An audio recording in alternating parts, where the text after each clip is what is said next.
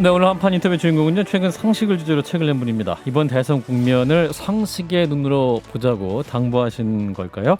자, 얼마 전에 김진애 상식의 힘이란 책을 펴내신 김진애 전 의원을 모셨습니다. 의원님 어서 오십시오. 네, 안녕하세요. 안녕하세요. 반갑습니다. 네, 진용건 작가와 우리 네, 김성희 안녕하세요. 소장님. 안녕하세요.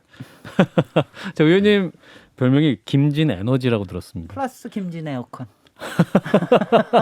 어느 버전으로 해드릴까요? 에너지 버전. 지금 겨울이 추우니까 에너지로. 지금은 그러면 자유인 신분이신 건가요? 그렇죠. 자유인 신분이죠. 그러시군요. 자, 이번에 이제 낸 책 제목이 김진의 상식의 힘입니다. 사실은 그 상식의 힘이다 이렇게 할 수도 있는데 김진의 상식의 힘이다 이렇게 책 이름을 지으셨어요. 네, 그거는 출판사에서 지은 거라서 제가 정확히는 잘 모르겠고요. 그 바로 요 시점에 책을 낸 이유는 예. 이 책 제목도 사실 출판사에서 짓지 않습니까? 네네. 소제목 중에서 하나를 뽑은 건데, 네네. 저는 굉장히 잘 지었다는 생각을 했어요. 왜냐하면 예. 저는 지금 대선이 얼마 남지 않았는데 예. 이게 이제 대선의 선택에 도움이 되라고 쓴 책이거든요. 아하. 근데 이제 대선을 선택할 때는 음. 최종적으로는 지금 뭐 양 진영도 굉장히 달아오르고 흥분 상태고 갈등 상태고 그렇지만 예. 최종적으로 국민이 선택할 때는 역시 상식으로 선택을 하실 것이다. 예. 그리고 그거 하는데 돕고 싶다. 그런 뜻에서 이렇게 제목을 정했는데 예. 잘 맞는 것 같습니다. 상식은 이제 일단 공정한 상식 내세운 분이 이제 국민의 윤석열 후보 아닙니까? 그러니까 불공정의 화신, 비상식과 몰상식을 대변하는 윤석열 후보를 예. 조금 이제 대비하는 그런 효과도 생각을 했습니다. 여기서 갑자기 말씀하신 상식이 몰상식이라는 느낌이 드는데 제가 이해하는 상식이랑 너무 달라가지고 그러면 그 윤석열 후보의 공정한 상식 대비해서 우리 김진애 상식은 뭐가 다른 겁니까? 아니 그러니까 뭐 이렇게 표현할 그러니까 지금 이제 여러 가지 일어나고 있는 일들이 예. 결코 윤석열 후보가 얘기하는 공정이 아니었다. 야. 공정이 아니었다라고 하는 거는 뭐 오늘도 조국 관련 정경심 교수 판결이 나오기도 했지만 여러 가지 그동안 해왔던 일들이 예. 공정의 눈으로 보기에는 상당히 어려운 부분들이 있다. 본부장부터 해가지고 예. 그다음에 또 하나 상식이라고 하는 건 이분이 얘기하는 상식은 뭔지 모르겠지만 이분이 이제 쭉 얘기하는 그러니까 근본적으로 기본 경제나 우리의 생활에 관련된 거나 이런 거에 대한 상식이 너무 없고 예컨대 뭐 주택 청약이 뭔지를 모른다라든가 이런 네네. 것부터 해가지고 예. 그리고 뭐 손바닥에 임금 왕자를 쓰고 나온다라고 하는 이런 네. 게 상당히 비상식적인 일들이 너무 많다. 뭐 예. 이런 생각을 저는 그런 점에서 근본적으로 뭐 김진애하고 비교할 건 없습니까? 제가 대선 후보가 아니니까. 이제 국회의원도 하셨지 않습니까? 국회의원으로서 의정 활동 하시면서 느꼈던 뭐랄까요 정치권의 비상식의 모습 뭐가 있었습니까? 제가 이제 21대 국회에서 초반에 법사위에서 일을 했어요. 예. 그래서 법사위에서 제가 김진 에어컨이라는 별명을 얻었는데 제가 그런 별명을 얻을 수 있었던 거는 거기가 이제 보통 율사들이 많이 변호사 참여하는 출신이나 데 검사 아니에요. 출신이나 네, 근데 판사 그 사람들이 얘기하는 너무 전문적인 것보다 출신. 예. 일반적인 상식으로 제가 얘기하고 시민의 언어로 얘기하는 게 굉장히 시원하고 신선하다. 그래서 얻은 별명이거든요. 그런데 저는 이제 그 법사위에서는 법사위에서 이렇게 하는 것보다 지금 당장 제가 이제 지금 얘기하는 것 중에 가장 비상식적인 건 뭐냐면은요. 네. 저는 윤석열 검찰총장이 대선 후보로 나오는 것 자체가 비상식적이라고 생각을 합니다. 이 시대가 표방하는 상당히 비극적인 비상식이라고 저는 생각을 하고요. 예. 그리고 그 다음에는 이제 제가 법사위에서 예. 제가 국감 자리에서 직접 보기도 했는데 법사위에서 가장 좀 제가 정말 이거는 블랙 코미디다. 이건 정말 비상식적이다라고 제가 생각했던 건 뭐냐면은 아니 인사청문회 때 검찰총장 인사청문회 때 그야말로 떼거리를 공격을 했던 사람들이 국힘당 의원들 아니에요. 윤석열 후보자에 대해서 네네. 검찰총장 그리고 후보자 조금 아까 당시에 여기 앉아 계셨던 최이배 의원도 네. 당시에 바른 정당의 의원으로서 굉장히 공격을 했는데 이게 조금 조국 장관 그 여러 가지 공격하고 나서 이게 딱 바뀌자마자 온 그냥 국힘당 의원들이 윤석열 검찰총장을 비호하느라고 예. 그렇게 하는 것 자체가 저는 그런 걸 굉장히 물상식하다고 봅니다. 근데 윤석열 그런 총장의 상황이 그런데 일어나는 것 자체가 아니, 굉장히 이상하게 보죠. 아니 그때 민주당 의원들은 몽땅 다 달려들어가 이분을 엄호했는데 바로 맞습니다. 조국 사태가 나니까 몽땅 다 갑자기 또 공격을 해단단 말이죠. 그러니까 이게 몰상식하기 때문에 그래서 당시 아주 너무나 다행스럽게 진 작가님 제가 당시에는 열린민주당 의원이었기 때문에 소수 정당이니까 야당이잖아요. 여기 민주당 의원들 다 무릎 꿇어라. 당신 얘네들 뭐 했냐. 지금 와서 이렇게 하냐. 제가 그 얘기를 많이 했습니다. 그러니까 이런 게 문제예요. 네. 정파에 어디에 속하느냐에 따라서 아하. 보는 눈과 재단하는 게 달라지는 잣대. 이런 것들이 굉장히 우리 사회의 문제라고 생각을 하죠. 윤석열 후보가 이제 근데 네. 그런 곤란을 맞는 그 원흉은 윤석열 본인 자신이죠. 아니 그러니까 윤석열 총장 같은 경우에는 원래 검찰 때 이쪽 수사도 하고 저쪽 수사도 하고 공정하게 했다라고 보거든요. 이쪽 수사도 굉장히 강하게 했고 저쪽 수사도 굉장히 강하게 했고 그런데 지금 민주당에서는 그게 아니라 그냥 저쪽 공격할 때는 칼이 날카로워야 되는데 우리 쪽은 공격하지 말자. 제가 이거 볼 때는 이게 사실 몰상식이거든요. 그리고 이런 몰상식을 민주당 정권이 계속 해왔기 때문에 갑자기 검찰총장을 하던 윤석열 후보가 공정과 상식을 들고 나올 수가 있었던 거죠. 신 작가님 많이 흥분하시네요. 예, 그래서 진 작가의 아니, 말씀은 어떤 이제 네. 이러한 민주당의 그러한 행태 때문에 저는 솔직히 황당하거든요. 지금 예, 커먼센스라는 게 상식이라는 게 커먼센스고 양자가 합의할 수 있는 거잖아요. 예를 들어 가지고 조국 사태 같은 경우에 그때 우리는 커먼센스가 없었죠. 한쪽은 억울하다, 한쪽은 당연하다라고 얘기를 했지만 지금 대법원 판결 나왔을 때는 저기 앞에 계신 김성애 소장도 법원 판결을 존중한다라고 하면서 커먼센스가 확보가 된 거거든요. 근데 지금 말씀하시는 걸 딱 들어보게 되면은 저는 이게 왜 커먼인지 모르겠거든요. 저랑은 하나도 공유가 안 되세요. 공유 안 예. 되셔 뭐 그건 안 되시는 거죠. 그렇다면 커먼이란 말을 붙이시면 안 되는 겁니다. 뭐 잠깐만요. 지금 제가 네, 답변해 그 주시죠. 판결에 네. 대해서 저는 판결에 대해서는 존중할 수밖에 없다고 네, 생각합니다. 네, 네, 그리고 네. 저는 어떤 잣대에 의해서 그 판결이 나올 수도 있다고 생각을 해요. 네, 근데 네. 저는 제가 국감에서 제가 윤석열 그 검찰총장이 후보자. 저는 국감장에서 이렇게 보면서 검찰총장. 제가 네. 우려했던 건 뭐냐면은 제가 뭐 이번에 책에도 이제 그런 걸 썼습니다만 예.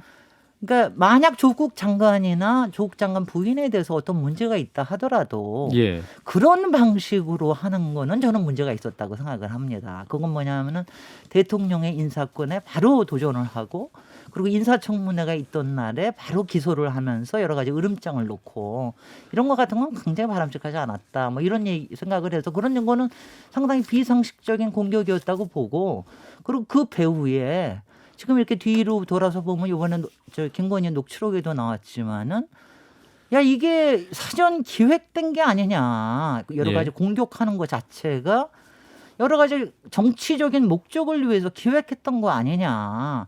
왜냐하면 사실 장관 부인도 얼마든지 죄를 지을 수 있잖아요. 그거는 뭐 때려서 가서 다 제대로 조사해서 기소하고 그러면 됩니다. 그러고 하면 되는데 왜 그렇게 정치적인 제스처를 써가면서 했느냐. 저는 그런 거는 상당히 비상식적이라고 보죠. 거기에는 정치적인 목적이 상당히 있을 수 있다라는 예. 생각을 합니다. 예. 그래서 이제 김건희 씨에 대한 관심이 말씀하신 녹취록 때문에 굉장히 좀 커지고 있죠. 관련해서 또 의원님께서 많이 말씀을 하셨는데 눈여겨본 발언이 어떤 게 있으셨던 겁니까? 아니 뭐 거기에는 이제 가장 물상식한 거는 내가 정권을 잡으면 예. 그리고 내가 후보 뭐 이런 얘기 같은 거는 굉장히 이제 일반인으로서 이해하기가 굉장히 어려운 점이고요. 예. 그리고 지금도 뭐 나왔지만 조국 장관에 대한 그 수사에 대한 거 우리가 너무 심하게 한 거는 그쪽의 문제를 삼았기 때문에 심하게 한 거라든가 예. 이런 것은 굉장히 문제가 되는 발언들이죠. 근데 제가 왜 이제 이 얘기를 드리냐면 앞에 얘기해서 제가 이제 국감에서 그러니까 아무래도 법사위 국정감사에서. 네네. 네. 그러니까 이제 법사위 국감에서 제가 상당히 윤석열 검찰총장을 세게 붙었습니다. 예. 근데 제가 이제 몇 가지를 제가 좀 이제 눈여겨봤던 게 네네. 당시에 제가 뭐 이런 질문까지 했어요. 도대체 윤석열과 김건희 사이의 사랑은 어떤 거냐. 제가 예. 그런 질문을 했어요. 왜냐하면 이거는 가족과 측근을 보호하기 위해서 검찰총장의 여러 가지 힘을 쓰는 게 아니냐라고 하는 게 너무 크고 그리고 그때 가족이라고 하는 거는 처관데 네. 처가의 재산 형성이나 아니면 여러 가지 피의 사실에 관련된 이런 네. 것들을 좀 이렇게 덮어주는, 왜냐하면 검찰이 할 수 있는 거는 파헤치는 것도 있지만 예. 덮어주는 역할이 굉장히 크지 않습니까? 그래서 그런 거에 대한 질문을 했을 때 예. 대답을 흐리세요. 대답을 굉장히 흐리거나 안 하거나 구체적으로 얘기 안 하거나 그러면서 제가 느꼈던 게 뭐냐면은 윤석열 검찰총장, 제가 이거 책에 다 쓴 얘기입니다. 네. 제가 쓴 얘기가 윤석열 검찰총장의 화법이 예. 상당히 피의자 화법이다. 그게 뭐냐 하면은 피의자라고 하는 거는 평생 검사로서 피의자를 대하다가 그 피의자 화법을 본인이 배운 거다. 그게 뭐냐 하면은 감추고 싶을 때는 절대로 핵심으로 요지로 안 갑니다. 예. 그리고 핵심에 안 갈 뿐만이 아니라 본질에 대해서 요점으로 답을 안 해요. 예. 그리고 주변을 그냥 돌기만 해요. 그러다가 마지막에 좀 몰리는 질문이 나오잖아요. 가령 저도 몰리는, 여기서 할 수는 없지만 몰리는 질문, 가령 아크로비스타의 뭐 주민등록 이전 문제라 이런 걸 얘기를 하면은 예. 막 버럭 화를 내세요. 네, 의원님 근데 이제 저는 그런 인상을 굉장히 많이 받았습니다. 그 이제 본부장 리스크가 있었고 했을 때 네. 이제 장모 관련한 재판 2심 결과가 나왔 최근에 무죄로 나오지 않았습니까? 그러면은 뭐랄까요? 그런 의혹 관련해서 지금 이제 바로 그래서 예. 국민들이, 그러니까 이제 많은 뭐 그쪽 진영 사람들은 결과만 보고 예. 무죄 나오지 않았냐 1심은. 근데 이제 일반 사람들은 요새 이제 그 얘기 나는 거죠. 예. 옛날에는 이제 무전 유죄라는 말이 있었는데 예. 유전 무죄, 이건 뭐냐면 무검 유죄 아니냐. 검찰하고의 어떤 관계가 있는 거 아니면 사법 관계에 어떤, 요번에도 얘기 뭐냐면 동기에다가 뭐 동창에다가 사법원의 동료이기도 뭐 어느 지청에서의 뭐 동료이기도 했다. 이런 거 관계가 나오는 거는 그 과정에서도 가령 이거는 회피를 하는 충분한 요건이 됨에도 그렇게 했다라고 하는 건 여기에 뭐가 관련되는 게 아니, 이게 지금 이제 한 이틀 지나고 나니까 사실이 나오는 거 아닙니까? 의원님 말씀을 들어보면은 그러니까 예. 이런 거는 뭐냐면은 하여튼 굉장히 오늘 뭐 사실 그렇습니다. 오늘 또 예. 김학의도 또 여러 가지 다 무죄가 나오고 그랬는데 예. 이런 거 보면은 뭐냐면 이거는 확신할 수는 없지만 그런 것들이 여태까지 작용을 해온 게 아니냐. 예. 그런 거에 대한 충분하게 국민들은 의문을 가질 수가 있지요. 저는 굉장히 위험한 사고 방식이라고 생각을 하거든요. 이게 사법부잖아요. 그러니까 의원님의 생각만 바꾸면 되거든요. 깔끔하게. 근데 의원님은 자기가 잘못된 생각을 옳다라고 믿기 때문에 이제는 사법부가 잘못됐다라고 말씀하시는 거잖아요. 사법부가 잘못됐다고 얘기하는 게 아니라 그런 지금 그렇게 의문이 말씀하셨잖아요. 있을 수 있는 겁니다. 그러니까 그렇게 있을 수 있다라고 말씀하시는데 그러니까 그때 회피를 했으면 좋을 텐데 그러니까 왜 회피를 안 합니까? 그게 이해관계가 있는데 그게 민주당하고 왜 회피를 안 열린민주당의 하니까? 문제가 바로 그거는 거예요. 근데 자기들이 잘못했다고 인정을 하면 되는데 잘못했다고 인정을 못하니까 그러니까 언론이 잘못했다 해서 언론 개혁해야 된다. 여기서는 검찰이 잘못했다 검찰 개혁한다. 이제는 또 뭐냐면 사법부 개혁해야 된다. 자기들이 개혁 대상이라는 생각을 왜 한 번도 안 해봅니까?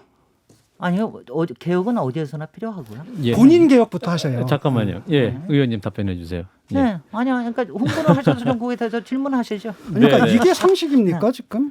네. 예. 아니 법원이라는 것은 이쪽도 저쪽도 아니고 이 대법원 누가 임명한 겁니까? 이번 정권에서 임명한 사람들이잖아요. 그런 분들이 내린 알겠습니다. 판단조차도 이렇게 부정을 하신다면은 우리가 소통할 수 있는 커먼 센스가 사라지는 거예요. 부정을 하는 거가 아니고요. 의문은 누구나 가질 수 있는 겁니다. 그리고 법원의 판결에 네, 진 작가님은 약간 흥분을 좀 가라앉혀 이거는 주시고. 좀 저거 예. 해주시고요. 예, 왜냐하면 알겠습니다. 이번에 항소심에서 네. 여러 가지 새 자료가 나왔다, 새 증거가 나왔다 그러면은 당연히 줄 수 있는 거죠. 근데 국민으로서는 당혹스러운 게 예. 아무것도 없고 똑같은 자료가 나와 있는데 1심에서는 3년을 했는데 여기서는 완전히 무죄가 됐다. 이건 뭐야? 내가 그러면 어쩌다가 판사를 잘 걸리면 되는 거야? 이건 뭐 굉장히 이상한 거거든. 그거에 대한 설명이 없으니까. 일단 뭐 대법원까지 여러 갈 의문이 갈 수가 거니까요. 있는 사법 거죠. 시스템에서 1심과 2심의 판결이 엇갈리는 경우는 굉장히 많습니다. 그렇기 때문에 우리가 3심 제도를 두고 있는 거고요. 너무나 당연한 사법에서 너무나 당연한 이런 것들을 갖다가 의심하고 거기다 의혹을 알겠습니다, 제기하고 진 작가님. 이게 상식적인 겁니까? 예, 저희가 네, 의문을 인터뷰를 하고 가져야 있는 되는 거니까요. 거죠. 예, 최대한 흥분을 덜 해주시면 좋겠고요. 근데 이제 현재 대선 지지율 추세를 보면 네. 그 윤석열 후보의 리스크라고 보였던 본인, 부인, 장모, 이른바 본부장 리스크 굉장히 취약할 거라고 저희가 이제 민주당이나 네. 이제 여권에 생각을 했는데 예상과 달리 다 돌파하고 있는 분위기고 누가 지지율 돌파를 하고 있다 그래요? 지지율에서 그렇게 나오고 있기 지지율 때문에 추세를 보면 그러니까 지금 네. 이제 초박빙으로 가고 있는데 네네. 그러니까 하나하나는 다 왜냐하면 이런 것들이요. 다 예. 이렇게 적셔질 거라고 저는 생각을 하고 그다음에 특히 부인 리스크 같은 경우에는 예.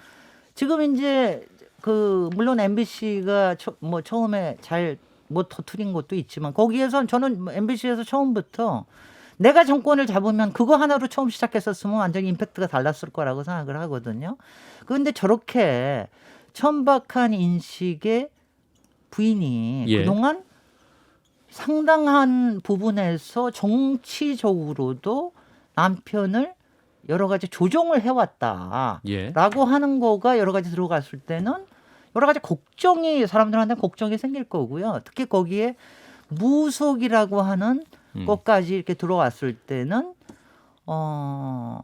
이제 의문이 많이 드는 거죠. 그동안 이제 특히 후보 자신이 뭐 손에 왕자를 쓰고 나왔던 적도 있고 예. 그 과정에서 천공 스승이라든가 또 뭐 관련되시는 분들에 대해서 여러 가지 또 엄호를 하신 적도 있고 예. 그리고 그런 과정에서 이게 과연 맞는 것이냐 이런 거는 당연히 있고요. 그리고 저는 뭐 지금 이제 오늘 조국 장관 정경심 교수에 대한 판결이 나왔기 때문에 네. 사람들은 더 묻게 될 겁니다. 그럼 김건희는 뭐냐? 허위 경력, 허위 기재, 그다음에 사문서 위조에 관련된 거. 그러니까 이거는 적어도 이것도 똑같습니다.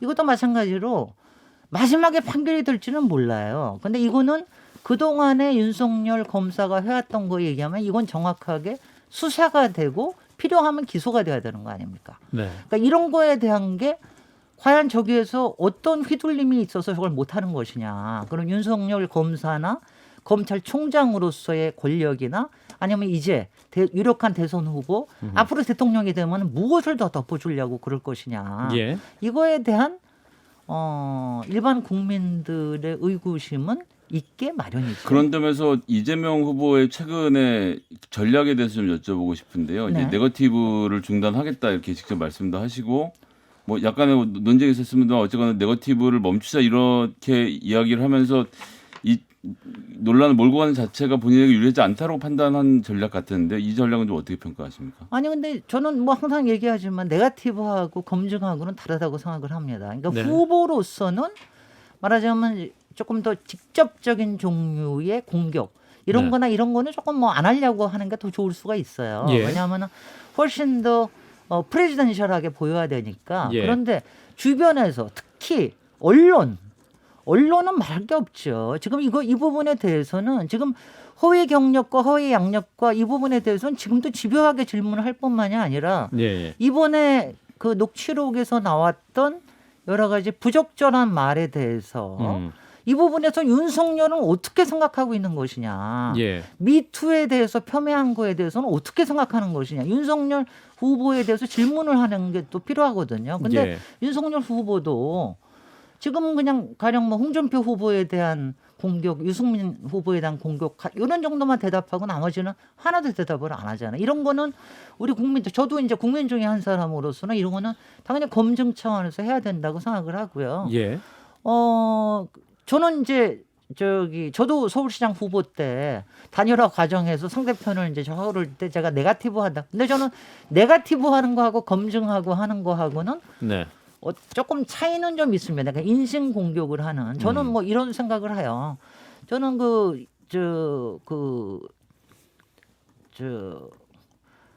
욕설에 대해서 뭐 네. 지금 이재명 후보에 대해서 굉장히 얘기하고 그러지 않습니까? 저는 예. 그런 거는 정확하게 네거티브라고 봅니다. 근데 이제 뭐 우리도 다 얘기하다시피 형수 욕설에 대한 건 분명히 이재명 후보가 잘못한 거고 예. 그리고 그거는 10년 전에 일어났던 일을 여러 번 또 뭐 본인이 사과도 사과를 엄청나게 했고 예.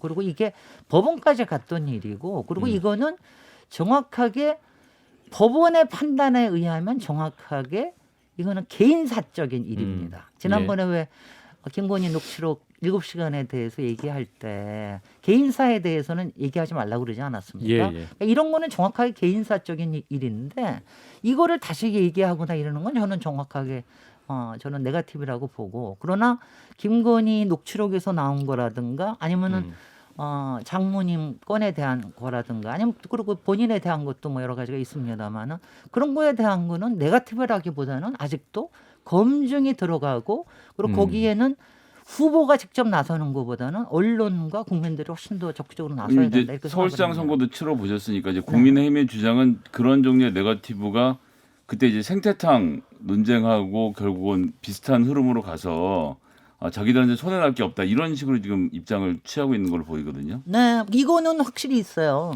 그 생태탕 관련해서도 지금 오세훈 시장이 생태탕 먹으러 갔었다라고 하는 거는 기소는 안 됐습니다만 거기에 갔다라고 하는 게 분명히 근거가 있는 것 같다라고 하는 법원의 판결문에도 그게 나와 있고 그랬는데요. 예. 저는 사실은 그런 종류의 네거티브로 물고 들어가는 거는 바람직하지 않습니다. 저는 가령 예컨대 제가 지금 상식의 힘이라고 이렇게 계속 얘기했던 건 뭐냐면은 사실 여기서 지금 그 얘기가 나오고 그래서 그렇지. 예. 제가 그 2부와 3부에서 지금 시대에 풀어가야 될 이슈, 그다음에 3부에서 새 시대의 리더십이 풀어가야 될 미래적인 가치에 대해서 얘기를 하는 장이 돼야 되는데 네, 대선이. 계속해서 그런 종류의 사소한 거리로 가십거리 같은 거 그런 거로 이게 물을 흐리는 거는 굉장히 나쁘다는 생각을 하고요. 근데 예. 이제 뒤돌아 보면 저희가 그 이명박 그 정동영 때도 BBK 이거에 관련돼서 굉장히 휩쓸려 들어가지 않았습니까? 네. 그래서 그런 부분을 휩쓸려 들어가는 건 바람직하지 않다는 생각은 하죠. 그래서 어서 저는 후보 토론회가 이루어져야 되고 알겠습니다. 토론회에서는 네거티브 서로 안 하시겠다고 그랬으니까 알겠습니다. 그러니까 거기서는 이제 예. 정말 근데 뭐 상식에 윤석열 관련된 뭐 대장동 검증을 하실 것 같긴 하더라고요. 하시는 거 네. 좋습니다. 저는 예. 그것도 검증해야 된다고 생각을 해야 되니까. 벌써 하는 의원님 거니까요. 보내드려야 할 시간이 됐어요. 벌써요? 자, 네. 리더보다 더 중요한 게 리더십이다라는 또 말씀도 하셨는데 그 관련해서 대선에 나선 분들, 뭐 리더 후보들에게 바라는 점 있으시면 또 시대 정신 어떤 걸 좀 해달라나 주문을 듣고 마무리하겠습니다. 아니 지금 이제 정말 어려운 시대거든요. 지금 이제 지금 당장 이제 코로나에서 오미크론으로 넘어가서 이 위기가 어디까지 갈지 모르고 굉장히 예. 암울한 시기고 희망이 잘 안 보이는 시기고 그리고 네. 무엇보다도 지금 양극화라는 게 가장 큰 문제이고 그 다음에 불공정한 문제 또 부동산에 관련된 문제 이런 것들을 정말 실사구시적으로 풀어야 되는 지금 시대인데 이 네. 부분에 대해서 집중해서 얘기를 했으면 좋겠고 저는 윤석열 후보가 취하는 이른바 정권 교체 여기에서 반문으로만 얘기하는 왜냐하면 반으로만은 절대로 대통령이 돼서는 저는 안 된다고 생각합니다. 제가 여기에 제목이 긍정의 기운으로 세상을 바꾼다라고 얘기를 했는데 예. 긍정의 기운이 무엇이냐 새 시대로 가는 어떤 종류의 리더십이 필요한가 이런 얘기를 좀 많이 해주셨으면 좋겠고요. 예. 제가 책의 한 부분을 얘기하면 제가 리더십을 얘기한 이유는 뭐냐면은 저는 솔직히 우리 역대 대통령들이 그렇게 우리 사회에서는 리더를 너무 기대를 한다. 예. 근데 정말 필요한 거는 리더십 같이 이루어나가는 팀 리더십이 필요하다고 생각을 하고요. 예. 그런 팀 리더십 측면에서는 사회 아젠다와 팀을 가장 잘 꾸린 게 노무현 대통령이라고 생각하는데 예. 그런 좀 알겠습니다. 모델을 잘 만들어서 끌어갔으면 좋겠다 이런 생각을 합니다. 네. 말씀은 오늘 여기까지 듣도록 하겠습니다. 네, 고맙습니다. 네, 한판 인터뷰 김진애 전 의원이었습니다. 고맙습니다.